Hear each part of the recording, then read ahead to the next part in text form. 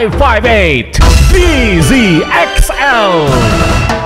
Nandito na ang programang kung saan ang kalusugan ay number 1. 2012 CMMA finalist for Best Educational Program. Radyo mo sa nutrisyon. Mga usapin ukol sa pangkalahatang kalusugan, matutugunan ang inyong mga katanungan ukol sa samot-saring issue ng maayos na pangangatawan. Radyo mo sa nutrisyon. Mula ulo hanggang paa, busog sa impormasyon, hitik sa ekspertong kaalaman. Radyo mo sa nutrisyon. Malusog na katawan, malusog na isipan. Para sa malusog at produktibong mamamayan. Narito ang inyong mga kapatid sa kalusugan, sina Asek Bernie Flores, Executive Director ng National Nutrition Council, at si Rod Marcelino. Mga kasama, alam nyo bang ayon sa World Health Organization, approximately 1.7 million o 2.8% ng pagkamatay po sa buong mundo ay bunsod ng mababang konsumo ng prutas at gulay? Ako po si Rod Marcelino at welcome sa Radyo Mo sa Nutrisyon Season 3. Malusog na katawan, nutrisyon ang kailangan. Malusog na isipan, nutrisyon ang kasagutan. Para sa malusog na mamamayan, gusto nutrisyon ang katuparan. Happy New Year mga kaibigan, mga suki, mga palangga, mga kanutrisyon. I'm sure magiging mas malusog tayo ngayong 2013. Bakit kanyo? Abay, dahil higit pang pinagbuti ang radyo mo sa nutrisyon para mas marami tayong matututunang kaalaman, pangkalusugan at pangnutrisyon. Yan ang New Year's gift po ng Executive Director ng National Nutrition Council, si Assistant Secretary of Health, Bernie Flores. Happy New Year, Ma'am Bernie! Happy New Year, Rod! Isang malusog at masustansyang bagong taon sa iyo, Rod, at sa ating mga listener. I wish all of you a nutritious 2013. Speaking of nutritious, Ma'am Bernie, ang dami kong fruits ngayon. Oh, naman. Halos lahat More than 13, ha? More than 30? Hindi lang bilog. Umabot na ka ng isang karton, ma'am. Yung itinago ko sa loob ng rep. Para hindi mabulog, hindi masira. Halos lahat ng kaibigan ko, ma'am, kasi nagregalo ng bilog na prutas nitong nakaraang bisperas ng bagong taon para swerte daw. Dahil bilog, ay representasyon daw ito ng pera. Oo, isama mo na rin yung mga paniniwalang kailangan nakasuot daw ng polka dot. Wala namang hindi. Ang ating resource person may polka dot. Natin. O yung pagkakaroon ng coin sa bulsa sa paghiwalay ng taon, di ba? Abay naku, ma'am, ginawa ko yun, ha? Oh, marami. Oo, pagkakaroon, talagang binasak yung alkansya ko. Kaya lang, wala akong polka dot na shirt. Pero actually, Rod, swerte nga ang fruits dahil yayaman ka sa fruits. Yayaman ka sa kalusugan. Yun, ang maganda. Oo. Para ring pagkain po ng gulay, ma'am. Oo, totoo yan, Rod. Tulad ng gulay, ang mga prutas ay tinagurian din kasing regulatory foods na nagtataglay ng vitamins at minerals at pati na rin ng phytochemicals. Sa pagkain natin ng prutas, napapangalagaan yung ating paningin, pinapaganda yung ating balat, protektado tayo laban sa infection at marami pang iba. Pero ma'am, ano bang meron sa prutas at kung bakit marami itong benepisyo? Ayan, yan ang hindi ko yan papalinawagin kasi ang pagpapaliwanag niyan ay ang ating eksperto sa prutas. Mula sa Nutrition Information and Education Division, ang ating guest resource person, taga National Nutrition Council po siya. Siya po ay Nutrition Officer 2 at isang television personality. Oh. Siya po ay walang iba kundi si Miss Malu Enteria. Happy New Year, Miss Malu, at welcome sa Radyo Mo sa Nutrisyon. Thank you, Ma'am Bernie. Happy New Year din po. Happy New Year, Rod, at Happy sa New lahat Year, ng listener Ma'am Malu. ng Radyo Mo sa Nutrisyon. Sigurado si Ma'am Malu saswertuhin ngayong taon. Hindi ko yung sinadya. Hindi daw sinadya, pero oo. At saka maganda yung kanyang bilog kasi po, mga kaibigan, parang may ripple effect. Kaya mas madami yung kanyang swerte. Ay, ganun. Sana magdilang anghel. Alright, diretso na tayo sa ating topic ngayong hapon. Okay, unang tanong, Ma'am Malu, ano po bang mga sustansyang taglay po ng prutas? Tulad ng gulay, ang mga prutas ang ating mga main sources ng vitamins and minerals. Kaya tinatawag nga silang regulatory foods o glow foods. Kasi yung mga vitamins and minerals na to, ito ang tagapagsaayos ng ating katawan. So, magkakaroon tayo ng healthy eyes, smooth and clear skin, magpanlaban sa infection, lumalakas ang ating immune system. Pati yung hair. Opo ma'am, healthy hair, makintab na buhok. So, talagang nag-glow ka, kung kakain ka lagi ng prutas. Ayun. Pero maliban dun sa sinabi mo, Ma'am Malu, na vitamins and minerals na ano pang meron sa prutas? Ang fiber po ma'am, yun pong mahalagang nakukuha din natin sa prutas. At alam natin na yung fiber ay importante para sa yung regular na pagdumi, yung naiiwasan natin ng constipation.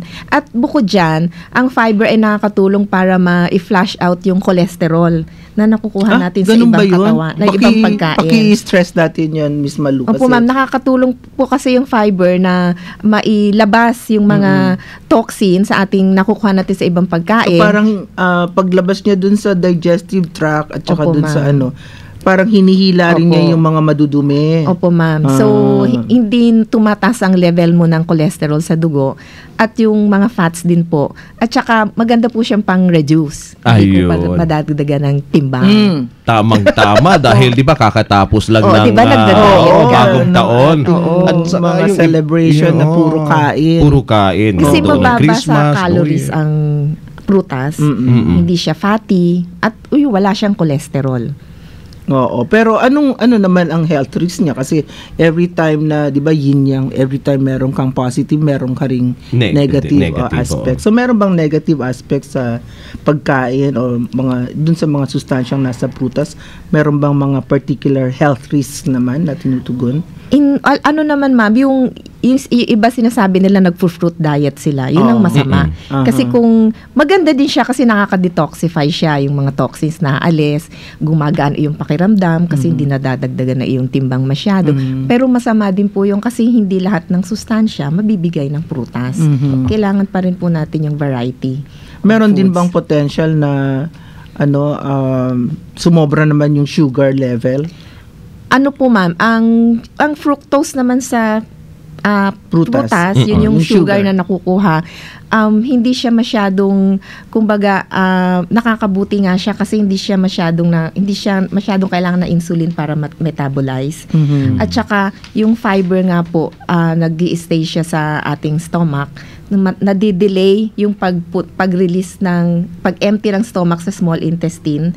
So, hindi masyado agad na-absorb yung sugar na nakukuha natin sa prutas. So, hindi agad nag-spike yung blood sugar mo. Okay. Kaya yung sabi mo nakakababa, Opo, ma'am. Oo. So, ano pang mga health risk naman, Miss Malu, yung nire-respond o tinutugunan ng ating ng mga sustansya na nasa frutas? Tulad nung nabanggit mo ma'am kanina, meron pong phytochemicals ang fruits, kagaya din po ng gulay. Ito po yung sinasabing non-nutrients, pero nakakatulong po siyang makaiwas tayo sa ilang uri ng cancer, tulad ng colon cancer, breast and lung cancer, at saka yung prostate cancer.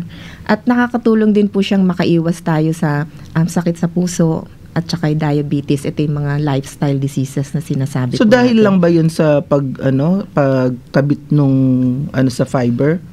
Hindi lang po fiber, ma'am. Yung nga pong phytochemicals. Ang prutas po ay may iba't ibang antioxidants. So, malaking tulong po yun para maiwasan or maprotektahan ang ating cells sa mga free radicals. Ito po yung nakakakos ng ilang uri ng cancer. At yung mga free radicals, mga kaibigan, nakukuha mo yun sa pagkain ng masyadong fatty at saka yung trans fats. Opo, at saka yung mga preservatives. Yung paulit-ulit na paggamit ng mantika sa pagprito ng french fries, mga ganon, ay naglalabas o nagpo-produce ng mga free radicals. So, kaya ang katapat nun, frutas. Opo, at gulay. Oo.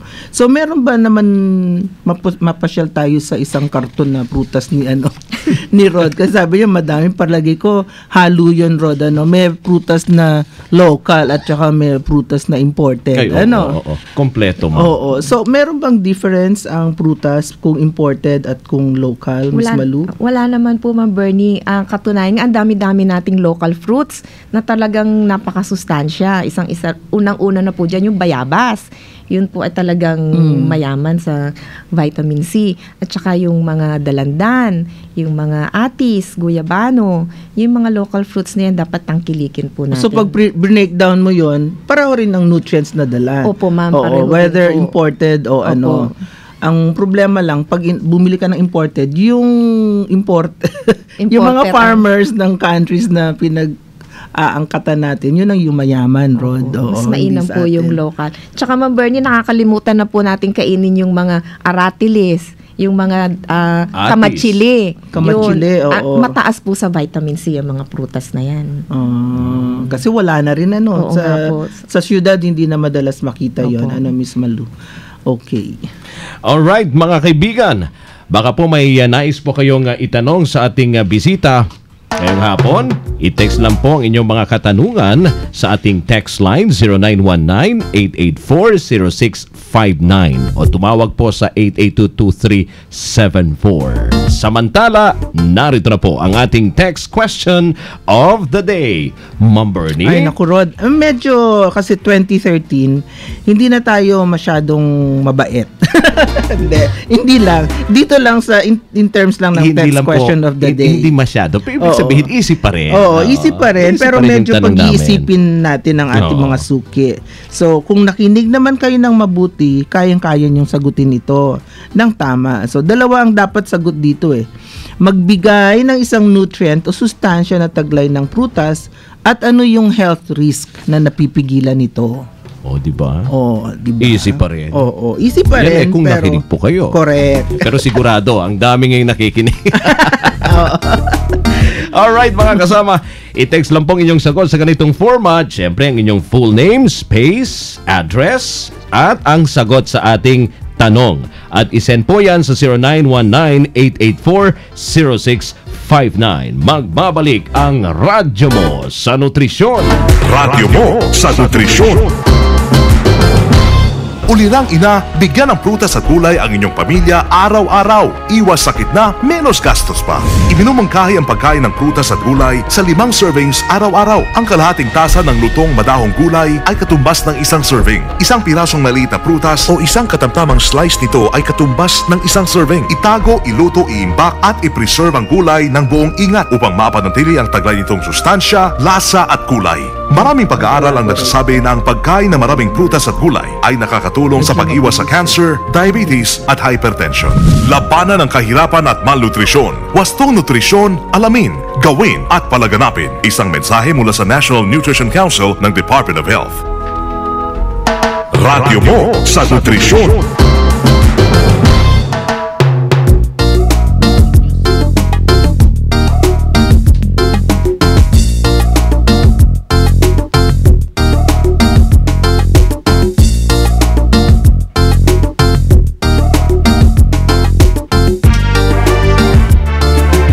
Okay, mga kasama, nagpapatuloy po ang Radyo Mo sa Nutrisyon. Pinag-uusapan po natin ngayon ang tungkol sa mga prutas at benepisyo nito sa ating kalusugan, at ang ating guest resource person ay ang Nutrition Officer 2 ng Nutrition Information and Education Division ng National Nutrition Council na si Miss Malu Enteria. Pero may ipasok muna natin to, ma'am, isang mahalagang balita na mula Bacolod. Breaking news kung saan ang mayor ng kapatid po ng mayor ng Bacolod natagpo ang patay. Mula RMN Bacolod Flash Report, kasama si Agnes Apostol. Kasamang Agnes. Kapatid ng mayor natagpo ang patay. Nagulat ang halos karamihan dito sa Bacolod City sa pagkamatay ng kapatid ni Mayor Bing Lunardia na si Andres Andy Lunardia mga alas 9:30 kanilang umaga sa mismong tahanan nito sa Fortuna Subdivision, Barangay 5, Silay City.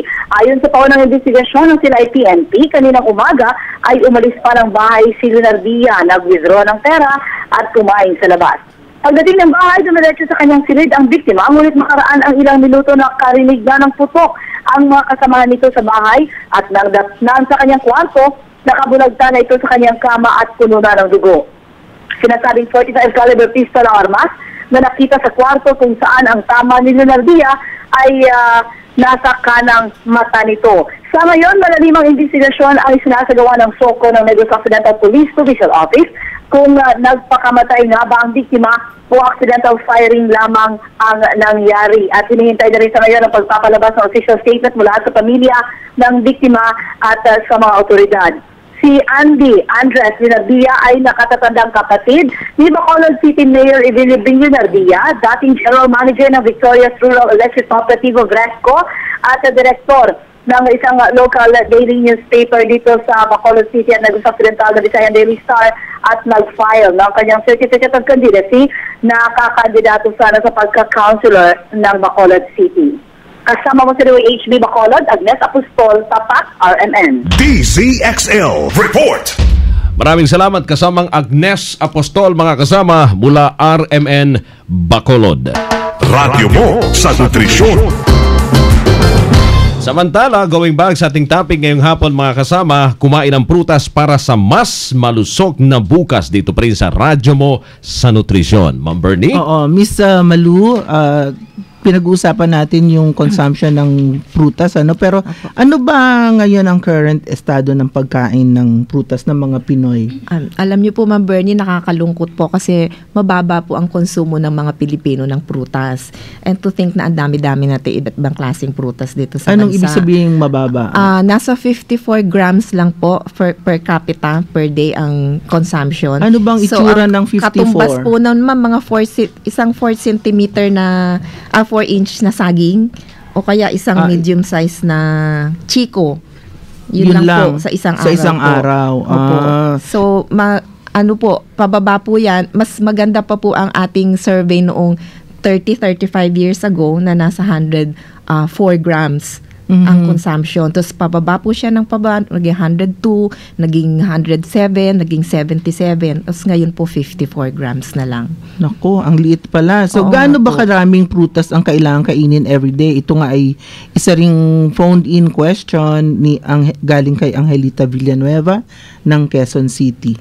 Ang at least po, dapat mag-consume tayo ng prutas at least 2 to 3 servings per day. And isang serving Ang isang serving po dapat ay vitamin C rich na prutas. So, yung mga nabanggit kanina na mangga, bayabas, atis, goyabano. At yung isang serving din po ay yung other fruits. Yung hindi masyadong mataas ang vitamin C, pero mayaman sa fiber at iba pang sustansya. Tulad ng saging, yung mga avocado, langka, lansones, pakwan. So, hindi nila kailangan dapat kainin yung lahat yung prutas nila sa hapagkainan. Hindi naman. O nung New Year, yung 30th. So, at least 2 to 3 per day. At 2 to 3. Kung mas marami, mas maganda pa. Sabi nga, the more, the better. Correct. The merrier. Oo. Ito naman ang tanong, pero walang hindi niya nasabi kung saan siya galing. Ang text number lang niya ay 0085 ang dulong 4, no? Okay. Ang tanong niya, ano ang tamang paraan sa pag-imbak ng prutas? Kasi marami kaming natira noong New Year's Eve, kagaya ho ni Kuya Rod. isang karton. Oo. Paano daw? Ang usually shelf life po kasi ng prutas natin mga 2 to 4 days lang usually talaga yan. So or isang linggo kung nasa isang linggo ref. kung Depende nasa sa ref prutas. yun, Ma'am Bernie. Oo. Pwede po natin ilagay sa ref para ma-delay po yung kanyang paghinog or pagkabulok.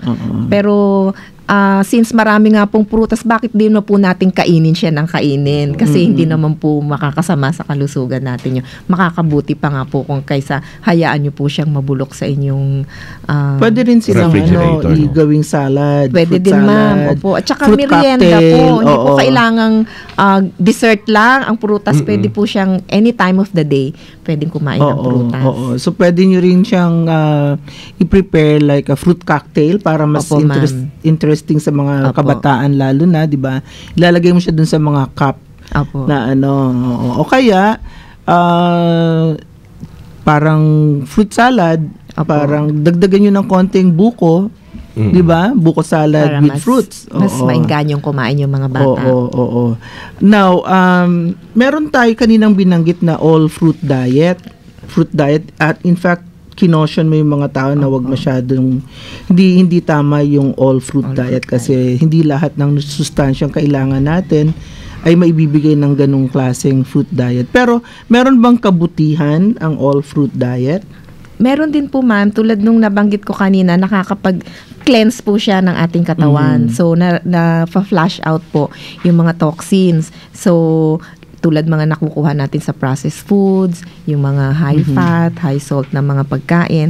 At nakaka-promote din po siya ng weight loss. So, hindi ko po masyadong magugutom. So, hindi ka masyadong kakain. At hindi tataas ang iyong cholesterol level sa dugo. Mas maganda yung pakiramdam. Mas makinis ang iyong kutis. Kaya lang hindi nga po nire-recommend yung siguro mga ilan days lang pwede kang mag-fruit diet. Pero yung patuloy na talagang long-term fruitarian yung sinasabi nila, hindi po pwede kasi yung ang unang-una na po nawawala dyan yung vitamin B12, tapos yung protina na kailangan para sa ating muscles. Tapos manghihina ka na rin po niyan, ma'am, kasi kulang talaga yung may kita mo, napapayat ka kasi you're losing, yung ginagawa ng katawan natin is ginagamit yung protein or yung muscles mo, yung bulk mo for energy. Opo. Oo. Kaya ka aktibo ngayon kasi meron kang energy source which is the muscle. Pero later on, may kita mo na hindi lang yun ang mawawala sa'yo, even your energy. Yung strength hihina ka na. Yung utak mo babagal din sa pagtrabaho, di ba? Oo. So, kung pang-cleansing lang o siguro Miss Malu, pwede yon. Sabi pwede mo nga mga 2 to 3 days. Oo, pwede. Pero hindi po. Oo. Yung mga diabetic, Miss Malu, naapektuhan ba yun sa pagkonsumo ng prutas? Alam niyo po, Ma'am Bernie, yun yung madalas na concern ng mga taong may sakit na diabetes. Yung natatakot silang kumain ng prutas dahil nga daw matamis, so baka mag-spike up yung kanilang blood sugar. Pero ang prutas nga po ay mataas sa fructose content na mainam sa diabetics dahil hindi na to kailangan ng insulin para ma-metabolize. At saka yung mas mababa ang glycemic index ng karamihan sa mga prutas. So ito po yung ang glycemic index, ito po yung measure na gaano kami po tayo naman prutas na mababa ang glycemic index. Katotohanan nga po yung FNRI, may ginawa na po silang study ng ano yung mga prutas na mababa ang glycemic index. So pwede natin sabihin saan sila pwedeng kumuha ng impormasyon na yon, di ba? Opo, ma'am. Pwede po sa Food and Nutrition Research Institute ng Department of Science and Technology. Yung URL nila? Opo. www.fnri.gov.ph. Okay. So, banggitin ko lang po, ma'am, yung mga prutas na to sa ginawa nilang study na mababa ang glycemic index. Ito po yung saba na banana. Saba na hilaw. Opo. Dapat. Opo. Hinog na saba, pero kakainin mo ng hilaw. Hindi mo ipiprito, hindi mo ilalaga o ano. Kasama na rin po yung, although medyo mahal, yung seedless grapes, yung peras, yung mga watermelon, langka, yung hinog na mangga. Opo, mababa din po ang ano niya. Mga favorite natin. Oo, ma'am. Kasama din po yung papaya, red apples, yung bayabas na napakayaman sa vitamin C, avocado. Yun yung mga low. Yun pong may GI na o glycemic index na 55 below. Meron din po na, ma'am, na medium, yung above 55. Ito po yung lakatan na saging naman. Pero hindi pa rin mataas. Hindi pa rin, ma'am. Yung lakatan na saging, pinya at saka yung pasas or raisin. O yung ano naman yung matataas na dapat iwasan ng mga diabetics? Actually, yung saging nga din po, ma'am. Yung lakatan. So, yung medyo hindi madami ang kakainin. Opo, medyo madami pong ano. Oo. Moderation din po talaga ang ating. Meron pa tayong dalawang tanong, Miss Malu, ha? popular ka talaga, hindi lang pang TV. Galing kay Ray Chio ng Muntinlupa, sabi niya, hindi po ba masama ang epekto sa katawan na kumain ng mansanas 3 to 5 pieces a day? Mukhang madaming na mansanas itong si Ray, ha? Mukhang kilo-kilo ang tinanong ni Ray ng mansanas. Marami, oo. Hindi po ba masama ang epekto sa katawan? Sabi nga, an apple a day is okay. Pero hindi but naman 5 pieces a 5 pieces, baka sumobra na. Baka mabusog na siya, ma'am, sa prutas. Hindi na siya makakain ng ibang mas kailangang pagkain. Pero okay siya. In general, okay lang yun. Wag lang mahabang panahon, ma'am, ay Sir Ray. Si Anthony naman ng Pandacan, Manila, sabi niya, sa sobrang mahal ng prutas sa market, pwede bang alternative ang fruit juice? Pwede naman din po ang fruit juice, ma'am. Kaya lang, kadalasan nawawala na yung fiber pagka sa juice. Mahalaga din po yung, tulad na banggit kanina, mahalaga po yung fiber sa ating katawan. Oo nga, pero ingatan lang po, fruit juice ang bibili nyo, hindi po fruit drink. Opo. Kasi ang fruit drink, artificial, tubig, sugar lang po ang laman yan. Mataas po yun sa sugar. Okay. Madali naman sigurong mahikayat ang mga tao, lalo pat mukhang marami namang interesante sa ating topic, Miss Malu, no? Kasi talagang sabi mo nga, ang mga prutas ay sadyang siksik sa vitamins, minerals, antioxidants, at phytochemicals or nutrients na tumutulong sa atin na manatiling malusog. Mabuting kumain ng 2 to 3 servings ng prutas araw-araw. Wag na pong sosobra doon. Magtanim din ng fruit trees sa inyong bakuran at mga bakanteng lupa. Piliin yung mga napapanahong prutas para mas mura ito.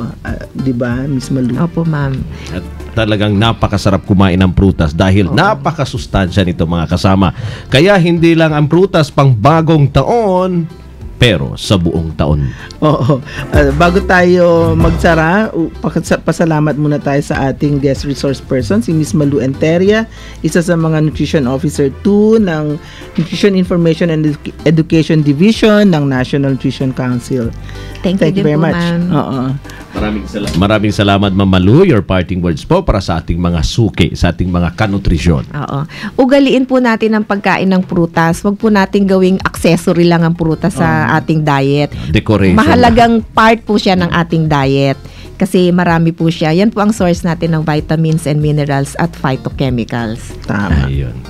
Okay, nako. Ang dami pa tayong tumatanggap na tanong, ma. Pero eto muna. Ito yung importante, mga kasama. Yan ang hinihintay nila. Yung tatlong winners ng Tig 100 pesos load. Ang ating unang winner from Navotas, North Bay Boulevard. Okay? Congratulations to Devina Castillo. Ang kanyang sagot ay phytochemicals, panlaban sa cancer. Okay. Tama. Oo, tama.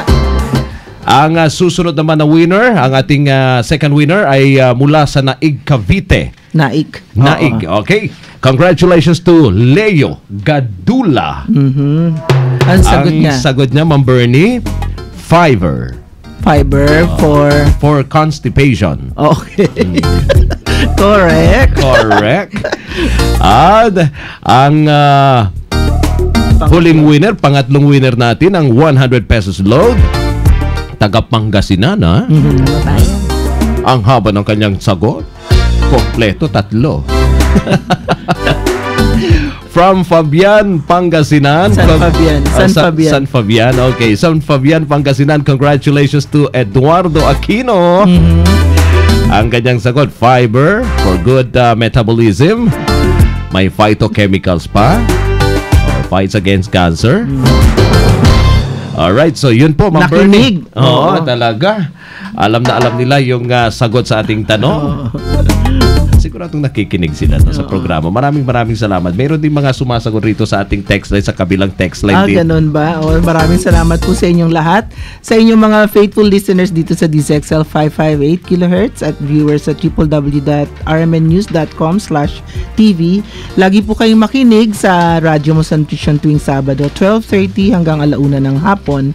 Pwede nyo din po kami maging friends sa Facebook. Hanapin lang ang Radyo Mo sa Nutrition. I-click nyo lang po yung like at friends na po tayo.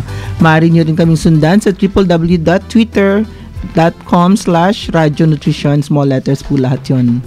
Ayan. At mga kasama, Tandaan, ngayong bagong taon, dito po sa radyo mo sa Nutrisyon, abay, bubusugin namin kayo sa impormasyon. At sisiksikin namin kayo ng mga tip tungkol sa tamang nutrisyon. At tutulungan namin kayong iwagsi ang mga maling gawain kumukontra po sa mabuting kalusugan. Wastong nutrisyon, impormasyon. Solusyon, positibong aksyon. Tandaan lamang po, malusog na katawan, malusog na isipan, para sa malusog na mamamayan ng inyong pong lingkod. Asek Bernie Flores. At ako naman po, si Rod Marcelino. Kami ang inyong mga kabalikat sa kalusugan at wastong nutrisyon. Dito sa Radyo Mo sa Nutrisyon. Malusog na katawan, nutrisyon ang kailangan. Malusog na isipan, nutrisyon ang kasagutan. Para sa malusog na mamamayan, gustong nutrisyon ang katuparan. Radyo Mo sa Nutrisyon.